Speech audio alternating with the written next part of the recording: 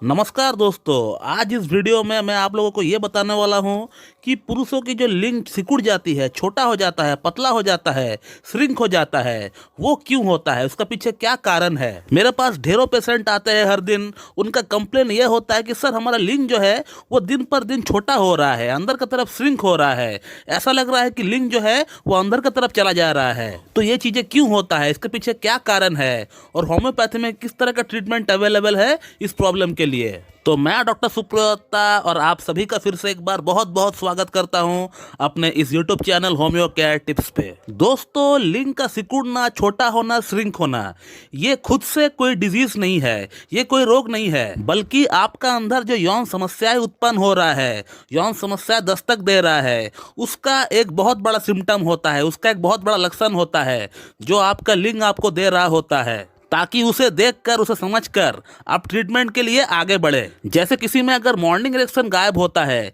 तो वो सबसे पहला सिम्टम होता है कि उसका अंदर यौन समस्या डेवलप हो रहा है।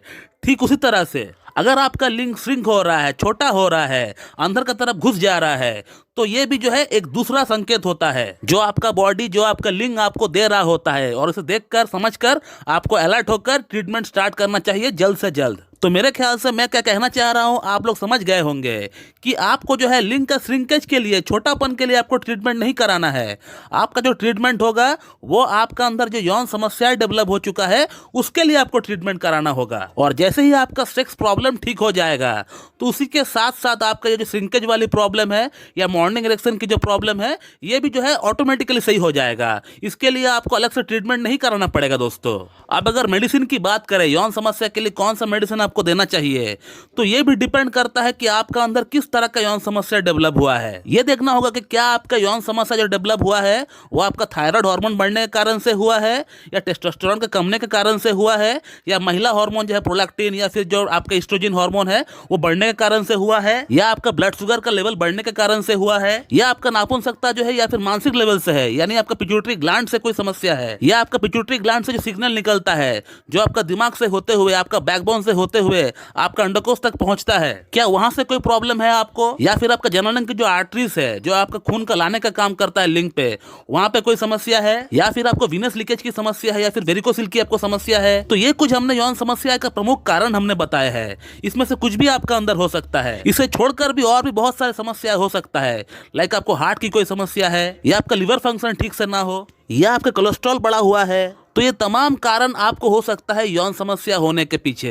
अब आपका अंदर किस तरह का यौन समस्या डेवलप हुआ है, वो एक डॉक्टर जो एक एक्सपर्ट है इस फील्ड में, वो भली भांति आपको बोल पाएगा, भली भांति आपका ट्रीटमेंट कर पाएगा। मैं भी जरूरत पड़ने पर आपका डॉक्टर आपका कुछ टेस्ट भी करवा सकता है, ताकि आपका समस्या का मूल जड़ क्या है वो पता लगाया जा सके और उसके अकॉर्डिंग आपको ट्रीटमेंट दी जा सके। और होम्योपैथी में भी उसी के अकॉर्डिंग ट्रीटमेंट होती है। हालांकि जहां तक मैंने देखा है कि कॉन्स्टिट्यूशनल ट्रीटमेंट से ये सभी समस्याएं ठीक हो सकता है, लेकिन जो है इसी के साथ कुछ जनरल मेडिसिन आपको जो है अलग से ऐड करना पड़ता है, जो कि patient to patient, problem to problem vary करता है कि उनको कौन सा मेडिसिन देना चाहिए। और इसीलिए मैं आप लोगों को बोलता हूं कि होम्योपैथिक मेडिसिन से सेल्फ मेडिकेशन बिल्कुल भी ना करें, क्योंकि होम्योपैथी में इतनी सारी मेडिसिन है, एक ही समस्या के लिए आप खुद कंफ्यूज हो जाएंगे कि आपको कौन सा मेडिसिन खाना चाहिए और किसको खाना नहीं चाहिए। हो सकता है आपका जो समस्या है आपका फ्रेंड को भी वही सेम समस्या है, लेकिन इस बात का कोई गारंटी नहीं है कि जिस मेडिसिन से आपका फ्रेंड को आराम मिल रहा है वही मेडिसिन खाने से आपको भी आराम मिल जाएगा। ऐसा इसलिए क्योंकि हो सकता है आप दोनों का प्रॉब्लम सेम ही क्यों ना हो,